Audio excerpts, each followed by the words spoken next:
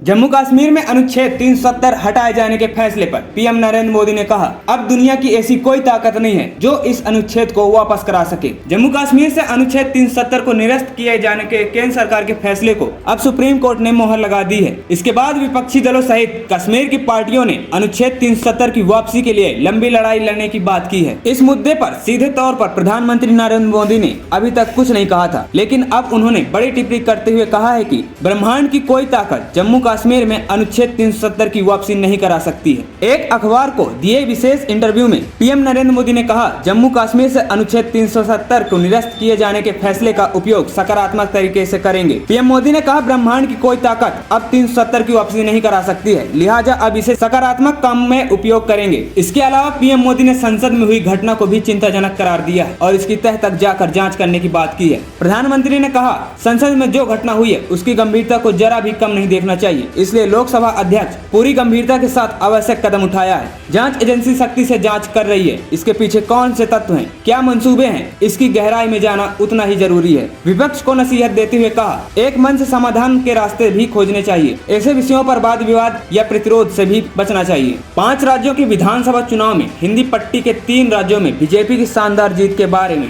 पूछे गए सवाल जवाब में पीएम मोदी ने कहा, उनके लिए सीटों की गिनती से ज्यादा जनता के दिलों को जीतना प्राथमिकता है। उन्होंने कहा, मैं इसके लिए मेहनत करता हूं और जनता झोली भर देती है। उन्होंने यह भी बताया, आगामी 22 जनवरी को अयोध्या में बने भव्य राम मंदिर का उद्घाटन होना है। पीएम मोदी ने बताया, मंदिर निर्माण समिति की ओर से उन्हें आमंत्रित भी किया गया है और वे वहां शामिल भी होंगे। एएनपी टाइम्स की रिपोर्ट।